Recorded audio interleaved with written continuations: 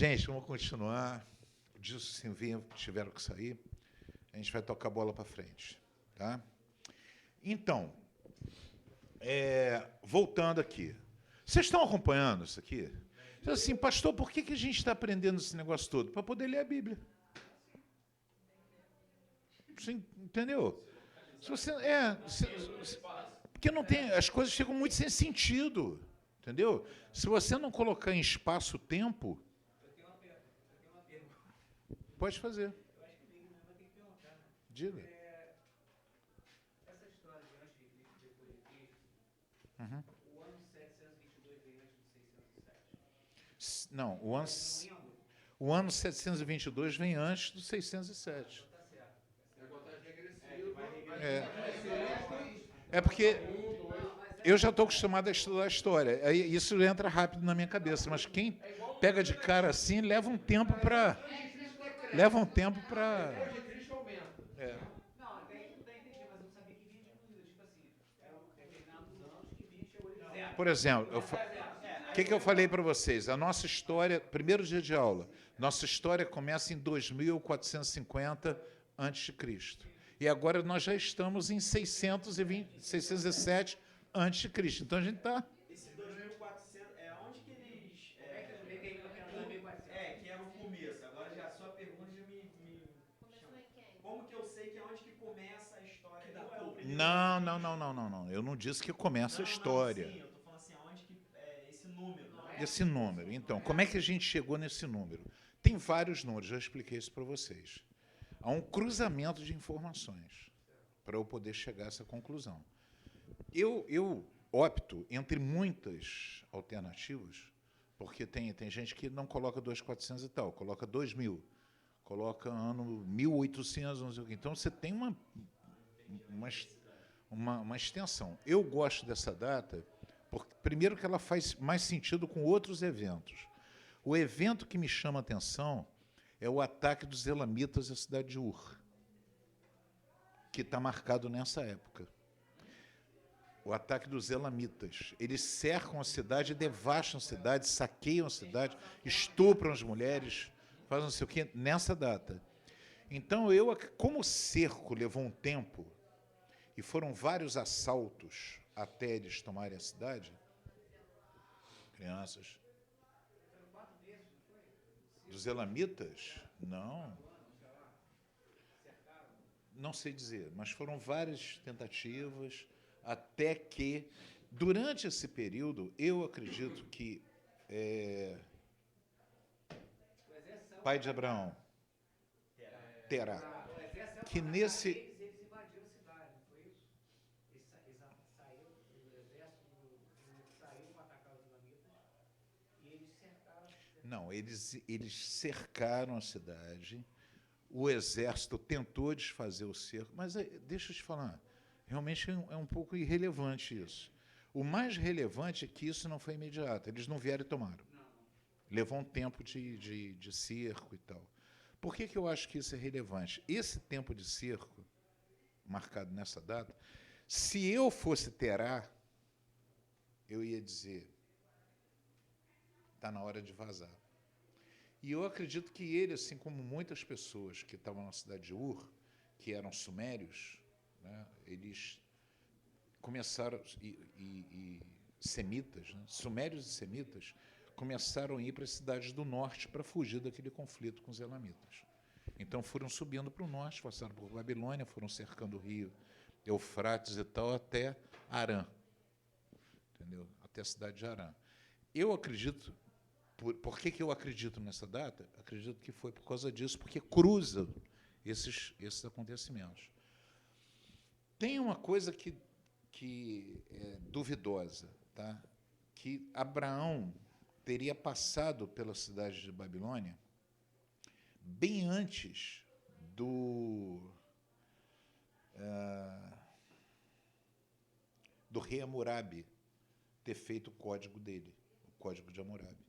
Então, isso me lança uma certa dúvida em relação à data, que ele passou antes, mas o Código de Hammurabi era bem vivo na cultura judaica. Mas pode ter chegado por muitos anos depois, muitos séculos depois, ter chegado na cultura judaica o Código de Hammurabi. não necessariamente ter vindo por aí. Mas é isso. Essa é a razão pela qual eu acredito nessa data. Tá? Vamos lá? Sim. Então, o que acontece aqui? A partir da queda de Samaria e a posterior queda de Jerusalém, Israel deixa de existir como um país independente, ou completamente independente, até 1948, depois de Cristo. Ouviram o que eu falei? Depois da queda primeiro de Samaria e depois de Jerusalém, Israel, como país independente, deixa de existir até 1948, depois de Cristo.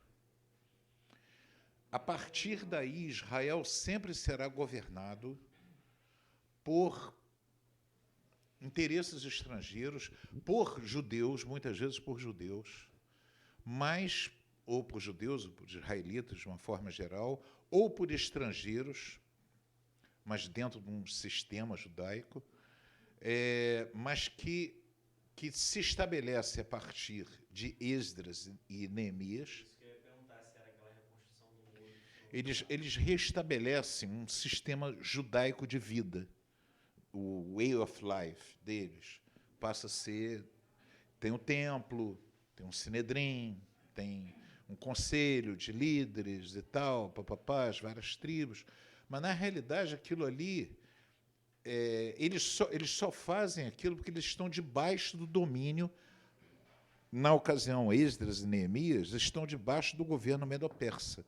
Então, eles têm uma autorização de reconstruir aquilo ali debaixo do senhorio dos reis persas. Deu para entender? Eles estão indo lá com o mandado do rei, com dinheiro do rei. Amém? E com a autoridade dada pelo rei. Eles têm uma liberação para fazer isso.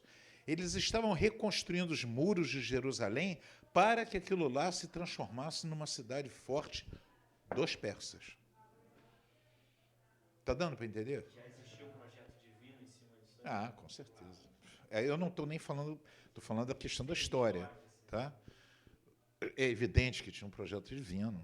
Não tinha, Deus tinha tudo a ver com isso.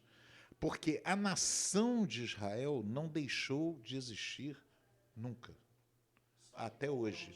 Aí, nesse momento aí que não tinha muro, que ela é destruída, acaba também não tendo como se levantar como cidade. Não tinha proteção, nada, como vai se estabilizar. Sim, exatamente. Quer dizer, Ficava ali rondando. Ali. sim, eles reorganizam as defesas militares e tal da cidade. E até fazem isso muito bem. Tá? Eles conseguem criar um sistema de defesa, só que aquilo ali, eles estão fazendo aquilo ali, entendam bem, nem Neemias, nem Esdras, nem a maioria dos profetas pós-exílicos, tá? A gente precisa entender, você tem profetas, é importante isso, mas não é o nosso assunto, tá? Não é o nosso assunto. Vocês tiveram aulas de introdução ao Antigo Testamento, 1, 2, 3, 4, tal.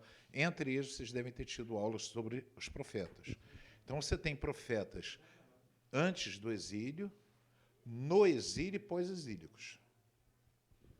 Concordam? Sim. Tá? Então, você tem a ação de Deus todo esse tempo. Você tem a ação de Deus no reino dividido. Você tem a ação de Deus pelos profetas quando todos os reis eram ímpios. Todos os reis eram ímpios. A nação estava desarrumada espiritualmente, mas você tinha profetas de Deus e esses profetas estão relatados. Estão me acompanhando? Tá? Então, Deus não para de operar e a nação não deixa de existir.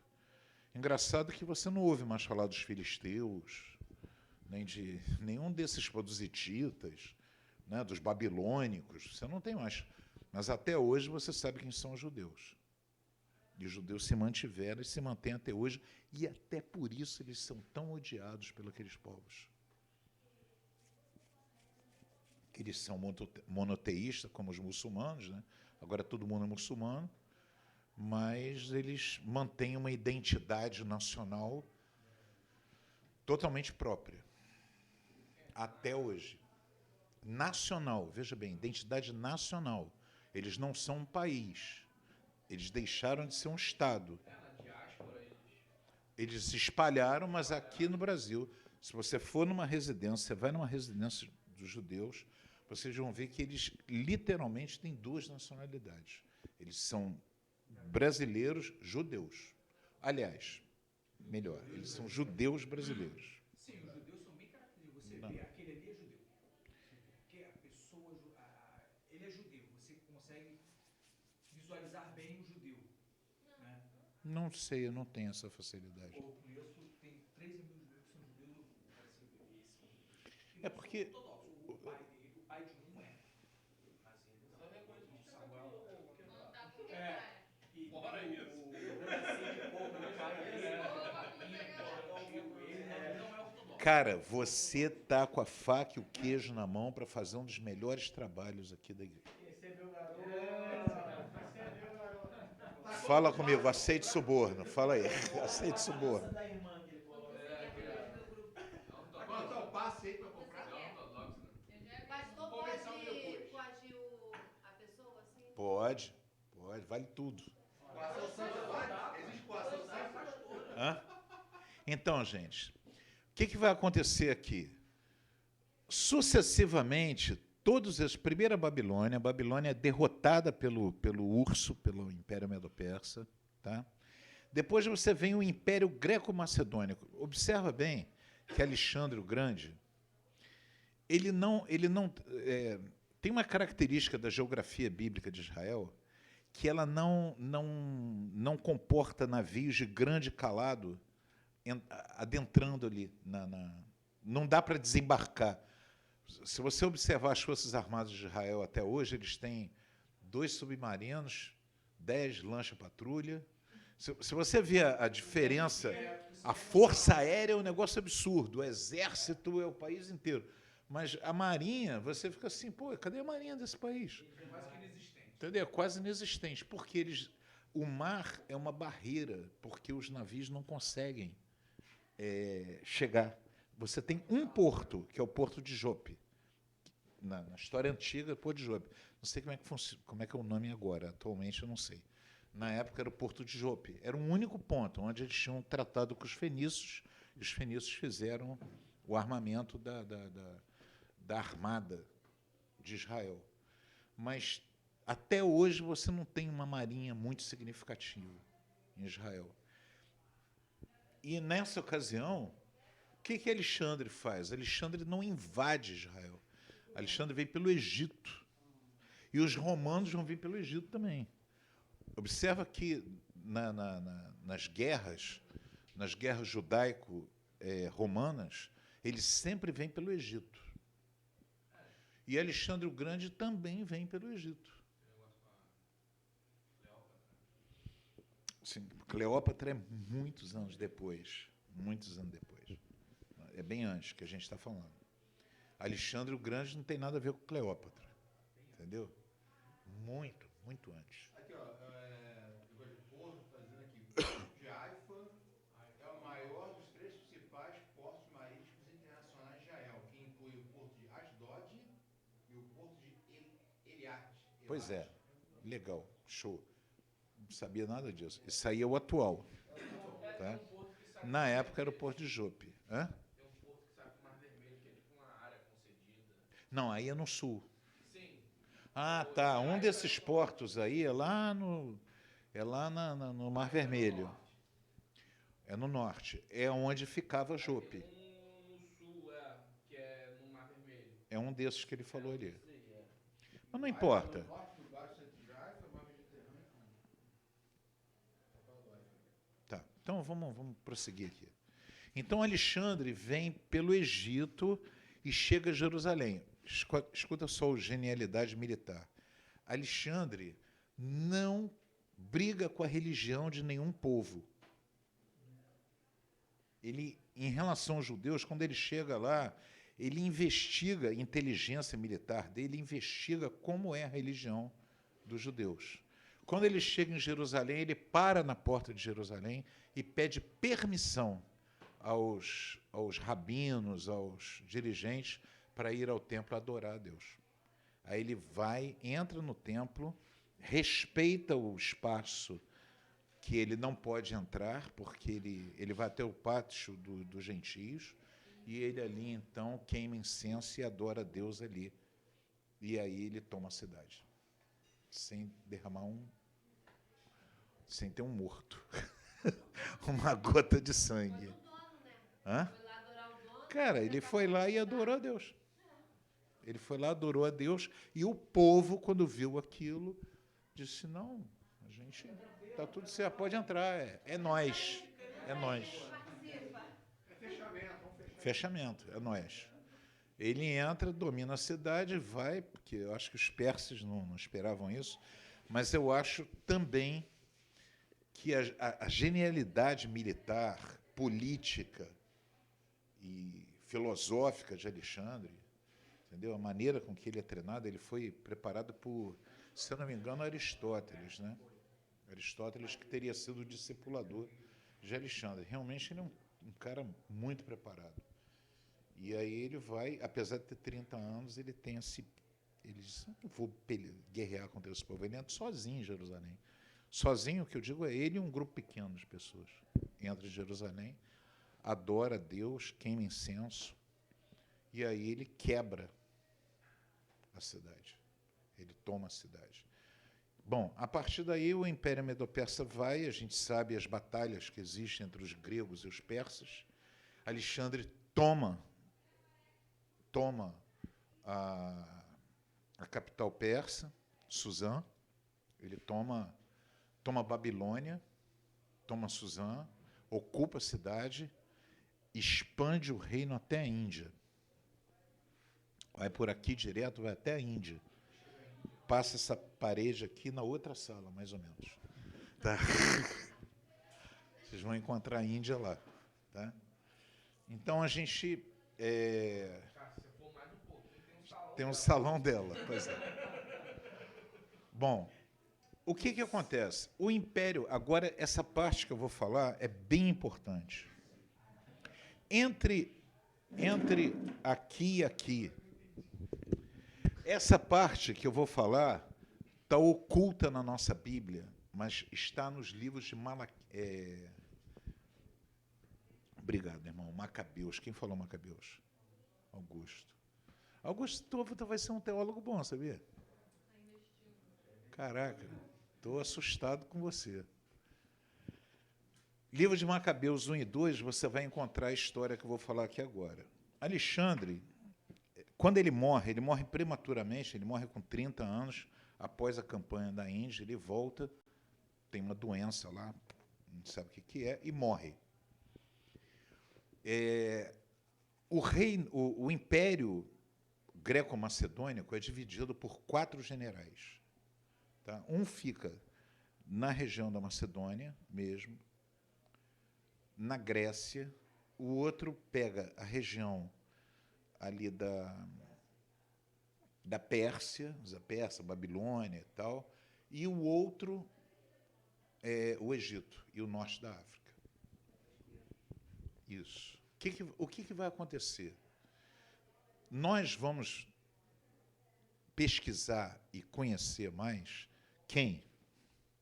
O general Seleuco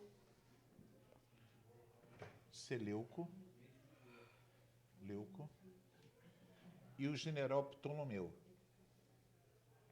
Pastor, levanta o pé um pouquinho. E o general Ptolomeu. Tá? Esses 2 generais, Ptolomeu vai formar uma cidade no Egito chamado Alexandria.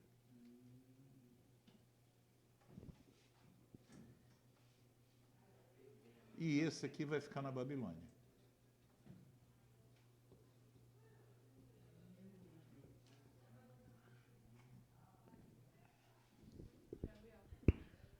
O que vai acontecer? Esses 2 generais dividem, olha para mim, martelo e bigorna, eles dividem a área da então chamada Palestina, que não era ainda chamada Palestina, tá? Ainda era Israel. Então, eles dividem aquela região em duas partes. No começo, a primeira parte, a primeira cidade, fica em... O primeiro governo é feito por Ptolomeu. E a dinastia de Ptolomeu, da qual descende Cleópatra. Cleópatra é da dinastia de Ptolomeu. Ela é filha de Ptolomeu VIII, um negócio assim. Ela é bem ptolomaica mesmo. E, inclusive, nós temos um discípulo de Jesus que era da dinastia de Ptolomeu. Quem? Bartolomeu, ou Natanael. Bartolomeu, que ele era Ptolomeu. Ele é filho de um Ptolomeu. Foi esse discípulo que morre cerrado ao meio, né? Não sei, não me lembro. Mas, com certeza, ele teve uma morte desse tipo, porque, fora João, os outros todos, não estou lembrado exatamente, mas esse é aquele que passava uma árvore e estava pensando na árvore e Jesus disse o que ele estava pensando e tal. É esse cara aí. Natanael ou Bartolomeu. Bartolomeu é Ptolomeu. Esse Ptolomeu é desse cara aqui, ó. Por isso ele é um nobre. Então, ele é, digamos assim, de sangue azul, a gente poderia dizer. E era um discípulo de Jesus. Era um príncipe. E era discípulo de Jesus. Bom, o que acontece? Enquanto a cidade estava debaixo de um governo, de uma dinastia ptolomaica, há uma certa perseguição aos judeus, mas há uma acomodação. Eles meio que aceitam a cultura e até acham bonita a cultura judaica.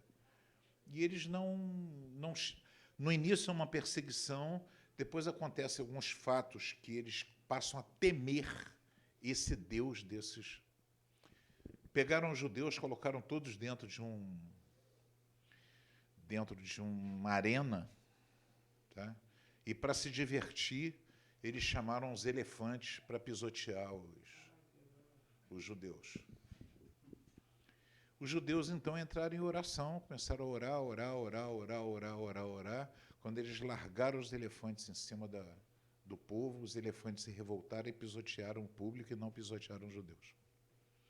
Aí eles mudaram, passaram a não perseguir os judeus.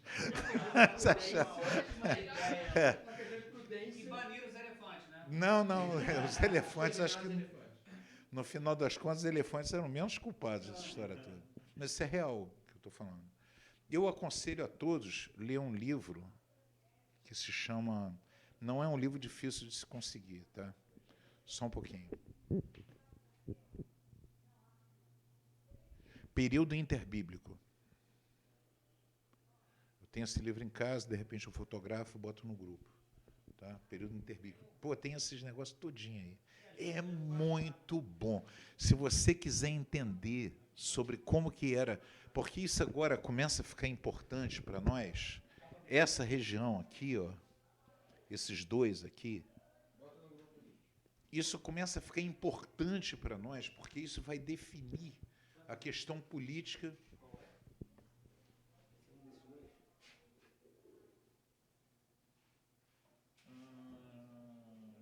Esse aqui, de baixo. Vermelho. Período interbíblico, tem início com a interrupção de atividade profética, é esse aqui, vermelhinho.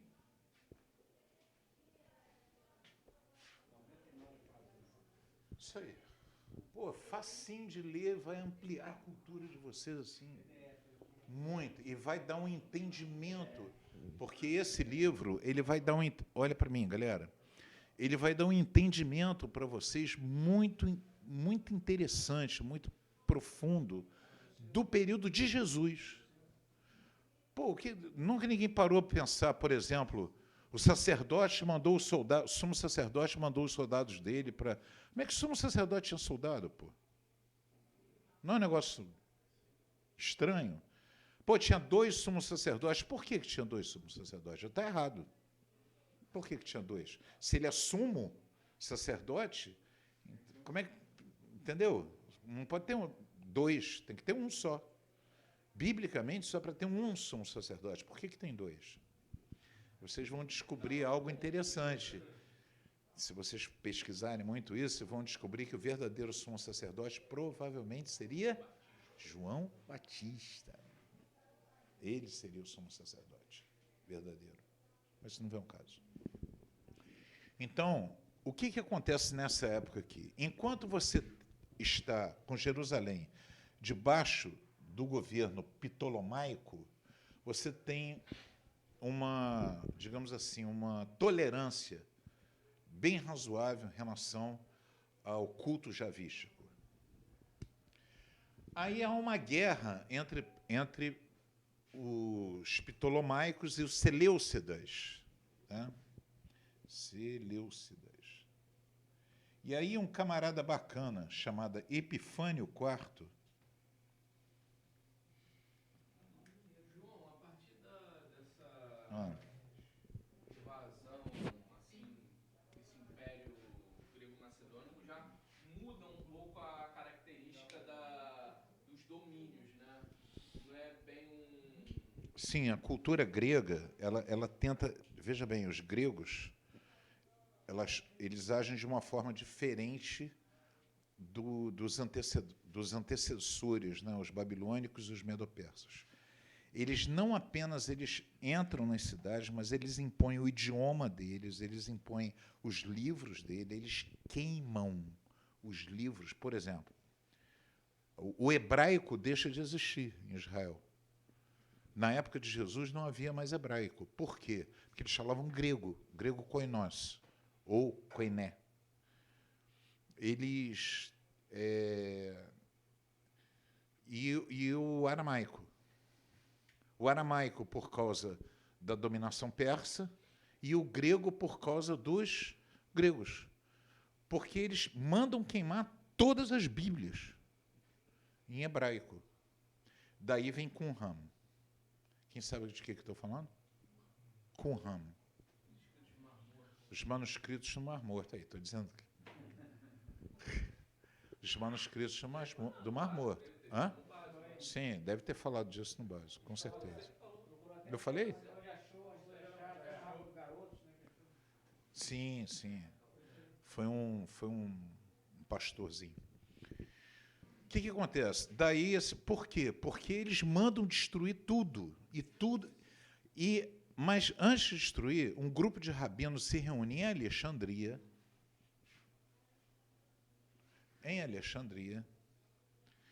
e começam a traduzir toda a Bíblia do hebraico para o grego,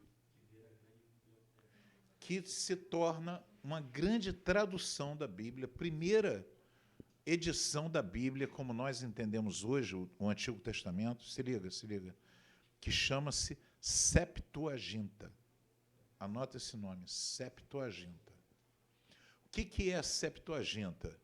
Era a Bíblia hebraica, escrita em hebraico, traduzida pelos 70 sábios, que não foram 70, foram os 230 e poucos, porque eles foram morrendo.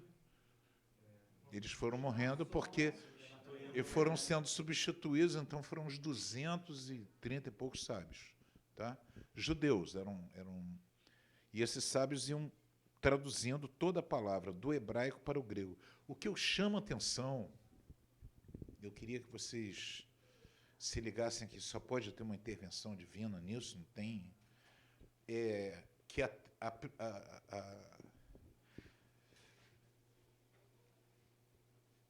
quando foi encontrada os manuscritos do Mar Morto em hebraico no ano 1940 e plau, tá? 1940, quer dizer, agora, recentemente. Obrigado.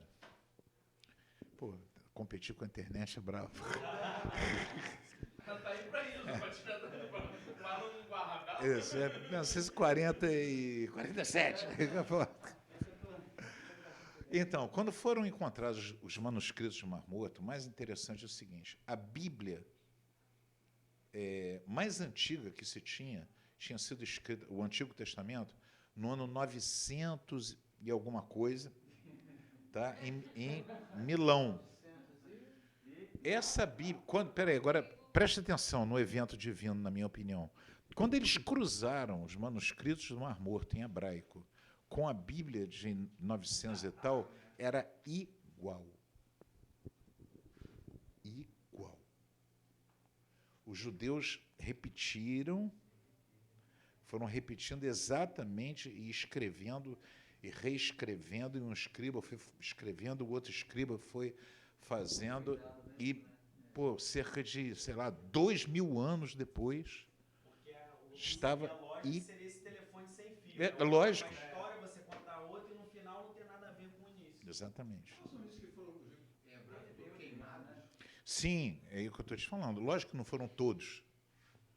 Tanto é que foram guardados os 70... E não foi uma vez que eles foram queimados, não. Eles foram queimados em muitas situações. Os romanos queimaram, os gregos queimaram.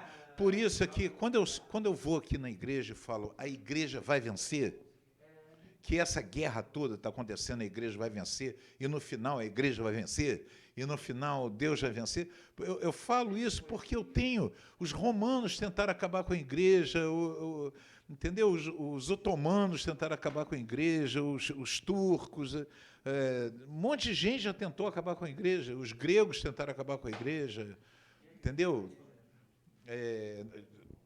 Os comunistas tentaram acabar com a igreja, Stalin tentou acabar, pô, Mao Tse Tung tentou acabar com a igreja, entendeu? E a igreja está aí.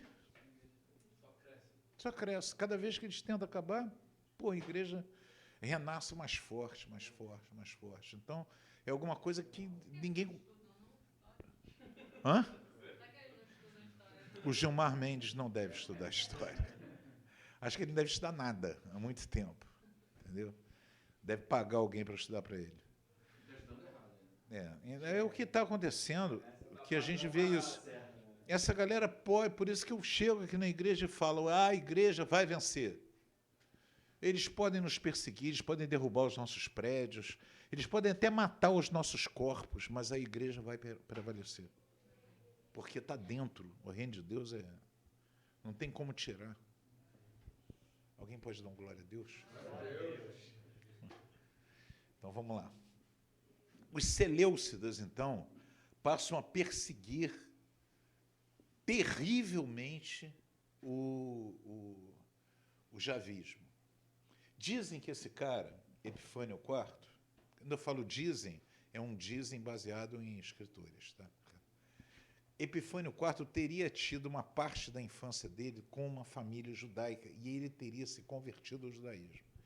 Mas, ao mesmo tempo que o judeu tem isso, você anda não sei quantos mil quilômetros para fazer um prosélito e depois coloca sobre ele uma carga que ele mesmo... Não sou eu que falei isso, não, tá? Foi Jesus que falou isso. Coloca sobre ele uma carga que, que eles próprios não conseguem carregar. Então, o Epifânio, ao mesmo tempo que ele amou o judaísmo, ele passou a odiar o judaísmo. Ele passou a odiar os judeus porque os judeus mostram uma coisa maravilhosa para você. Aliás, a igreja de Jesus faz isso também.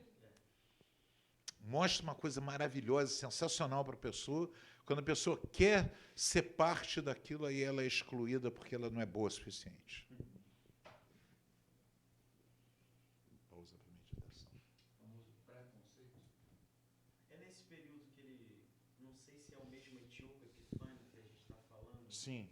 Que ele vai e coloca um porco dentro do... Sim. Antigo Epifânio, esse cara mesmo. Bota um porco no altar. O porco era um símbolo de animal imundo. Ele pega um porco, mata o porco e asperge o sangue do porco pelo templo todinho para tornar... Ele sabia o que ele estava fazendo. Ele sabia o que ele estava fazendo. Ele estava tornando o templo impuro. Depois ele coloca uma série de imagens pagãs e obriga os sacerdotes a adorar. Quando os sacerdotes se recusam, ele mata os filhos dos sacerdotes na presença deles.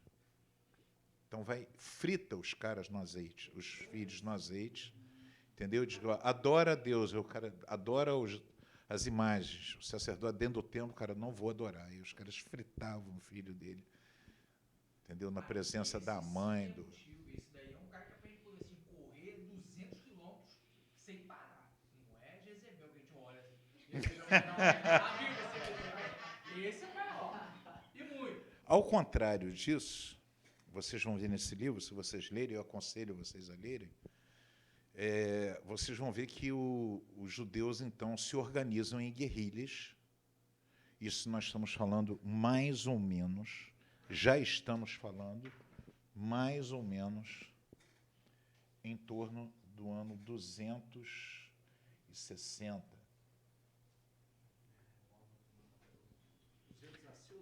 Isso, revolta dos Macabeus, isso. Só que não se dá só... Os Macabeus são... Macabeus é uma família sacerdotal, tá? Então, os Macabeus, eles começam a promover uma guerra de guerrilha contra os Seleucidas, e a diferença, a gente poderia chamar isso de guerra híbrida, né? Que é uma guerra de guerrilha contra uma força convencional. Tá? Só que essa guerrilha vai aumentando e o povo vai aderindo, e eles derrotam os gregos. Eles conseguem derrotar os gregos militarmente. Quem está me acompanhando? Se perderam na história, não? Entre 200 e 260. O que está aparecendo aí? Não. Pode ser.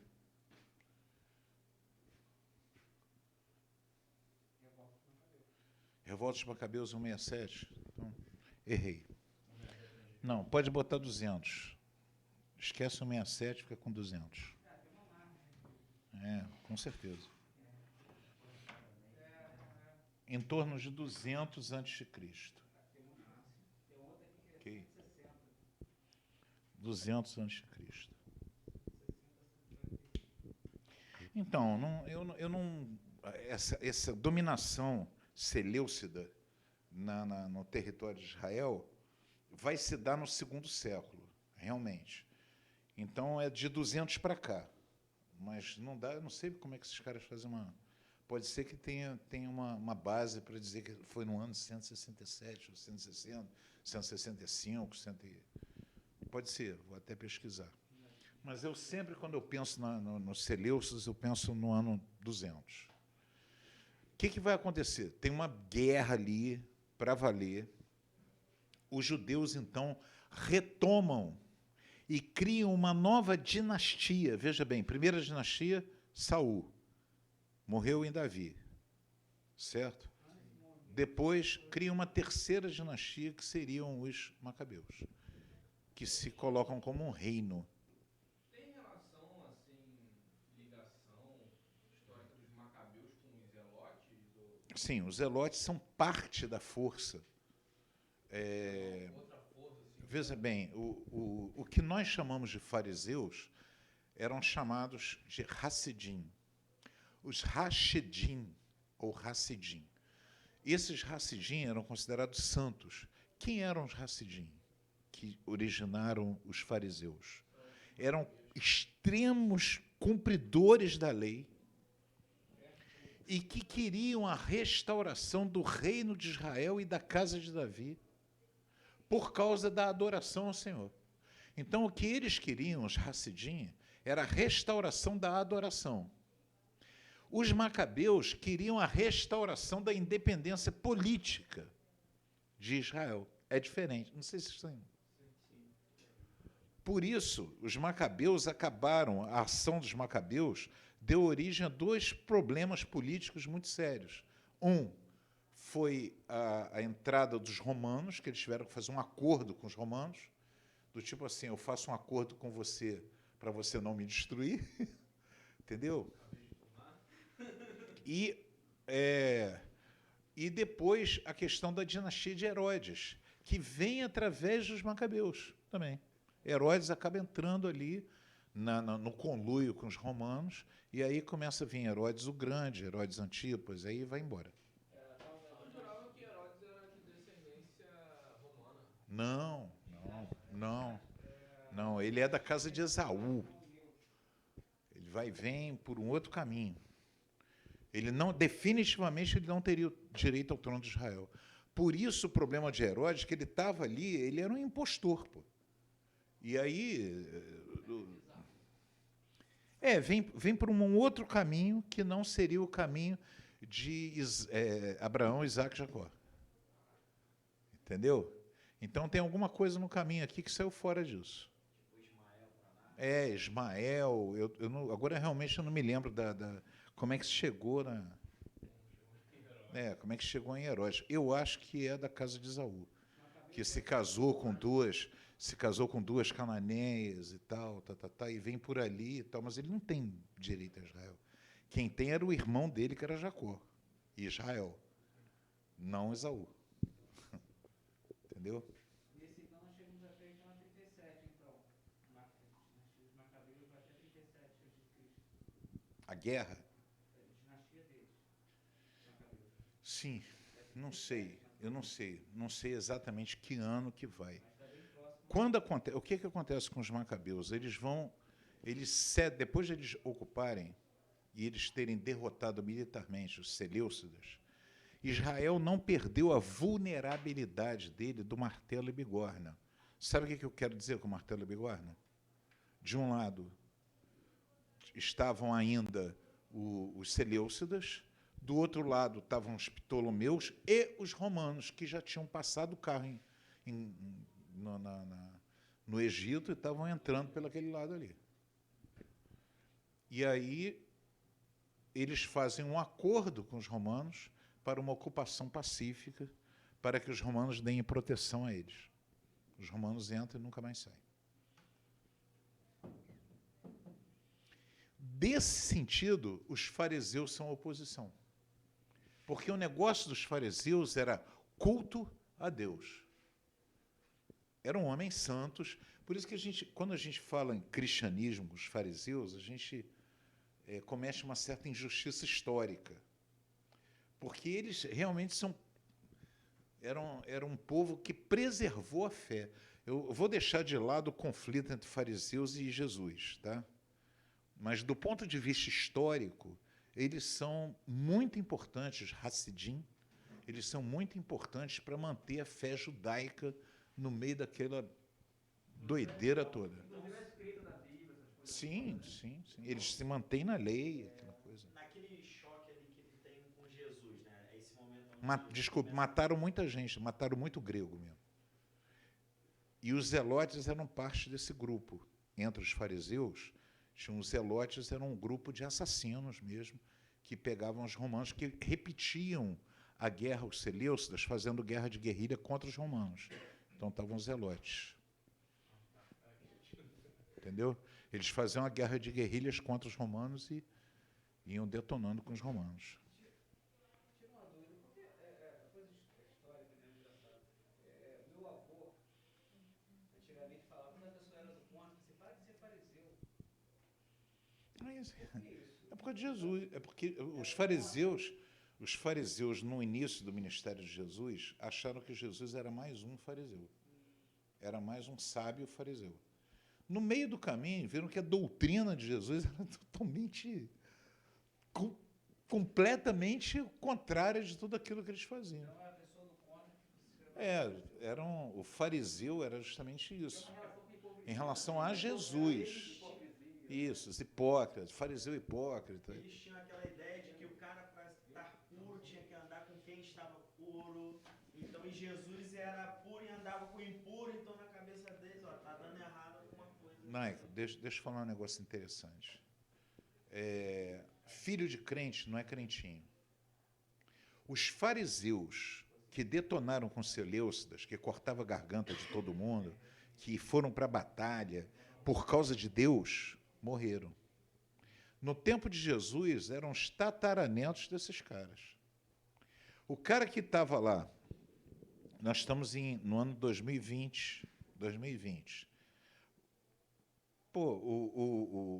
Eu posso ser descendente do cara que lutou na Guerra do Paraguai em 1800 e tal, mas eu não sou o mesmo cara que ele.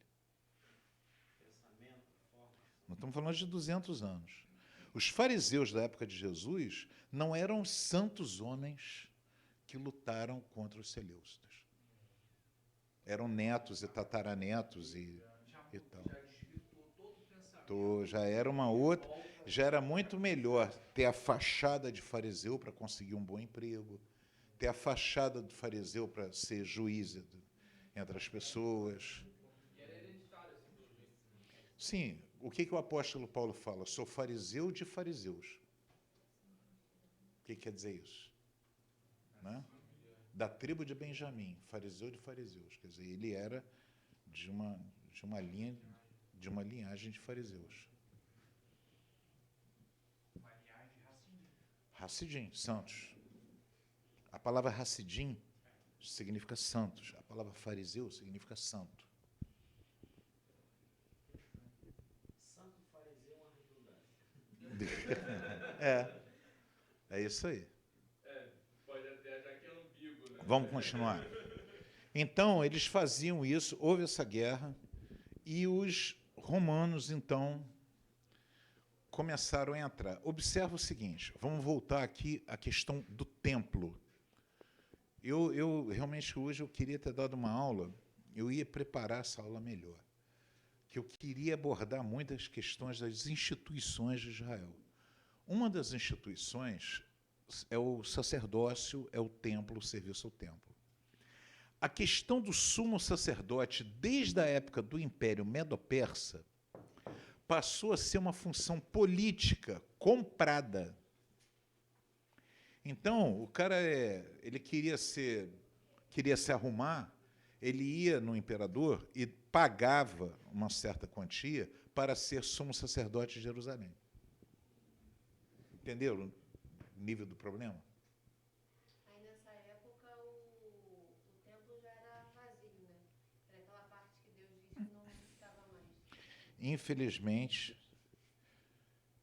o povo judeu continuava reverenciando o templo e o sumo sacerdote, que estava na lei. Se o judeu, se ele se afastasse da lei, ele deixava de ser judeu, até hoje. Então, quando um cara se apresentava como sumo sacerdote dentro do templo, ele tinha o poder e a autoridade do sumo sacerdote. O negócio é que o sumo sacerdote tinha que ser da tribo de Levi, tinha que ser tinha que ser escolhido entre os sacerdotes, só que isso deixou de acontecer. O sumo sacerdote passou a ser um cargo político comprado com alguma das potências que estava dominando Israel naquele momento.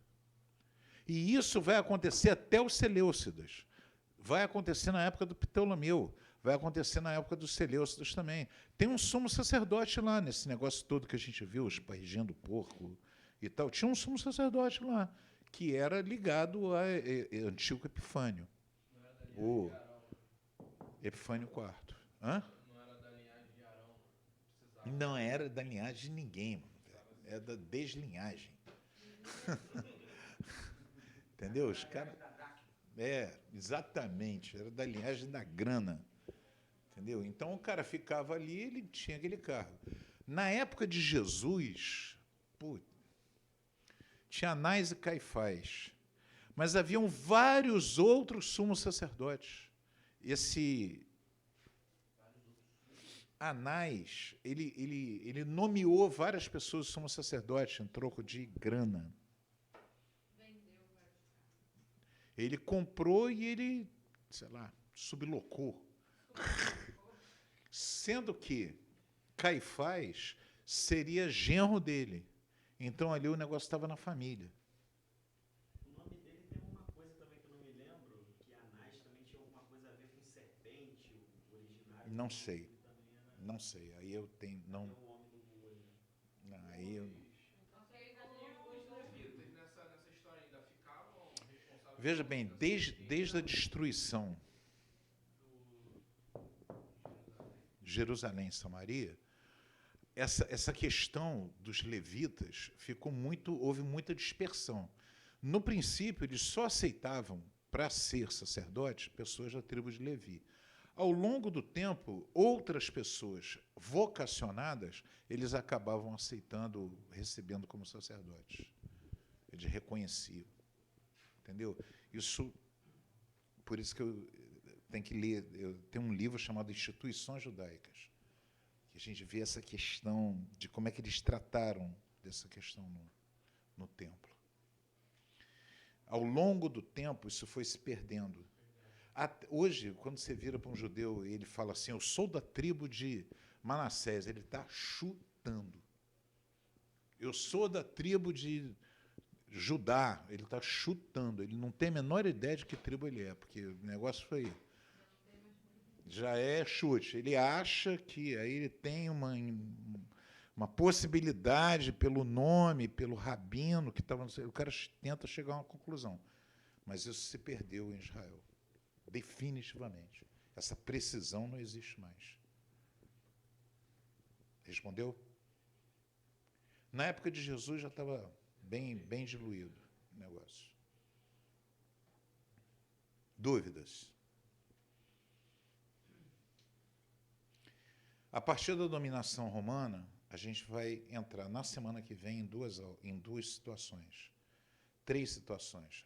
Vamos estudar especificamente a semana que vem não, porque deve ser o outro professor que vai pegar a aula toda. Mas a gente vai, na próxima, vai estudar o tempo de Jesus, realmente. Como é que estava a situação lá no tempo de Jesus, número 1.